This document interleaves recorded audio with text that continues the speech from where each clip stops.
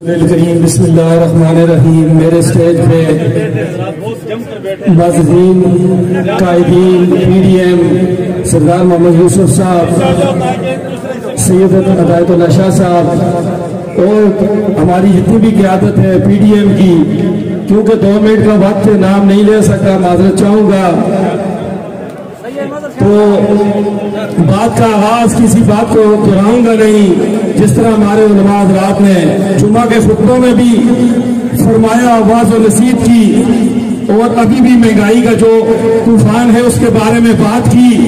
میرے دوستوں، میرے بھائیوں، میں لمبی بات نہیں کروں گا، 3-4 سوال آپ سے پوچھوں گا کہ جب میرا قائد میاں محمد نواز شریف جب اسے اس ملک میں حکومت ملی تو میرے دوستوں خیبر سے لے کر کراچی تک بم دھماکے ہو رہے تھے یا نہیں ہو رہے تھے؟ امن و امان کی کیا حالت تھی؟ خراب تھی یا ٹھیک تھی؟ تو اس قائد نے کیا کیا؟ عمل لایا. کس وجہ سے لایا؟ کہ آپ کی دعا تھی، ان کے پاس عوام کا مینڈیٹ تھا، ان کے دل میں عوام کا درد تھا. لیکن آج یہ سلیکٹڈ، آج جو ہمارے سروں پہ مسلط کیا گیا، میں نے کہا لمبی بات نہیں کروں گا، قائدین کھڑے ہیں، یہ ایک انٹرنیشنل ایجنڈے کے تحت ہمارے سروں پہ مسلط کیا گیا.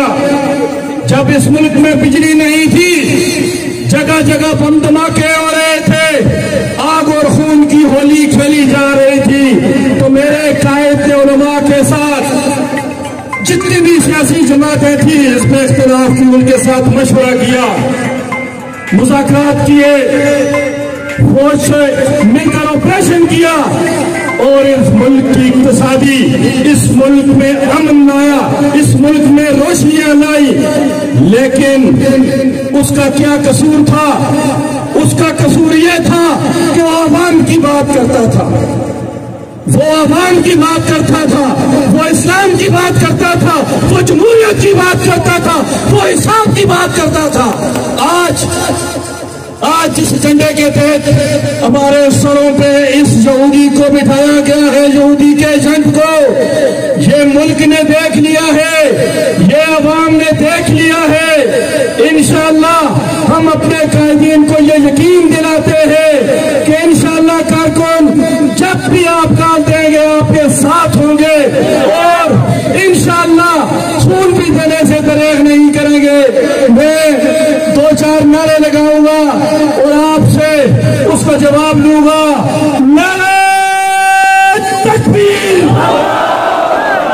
پی D M, P D M, گولیاسی کو، گولیاسی، گولیاسی، ایک ٹکے کے 2 ناراضی. گیس میں مزہ نہیں آ رہا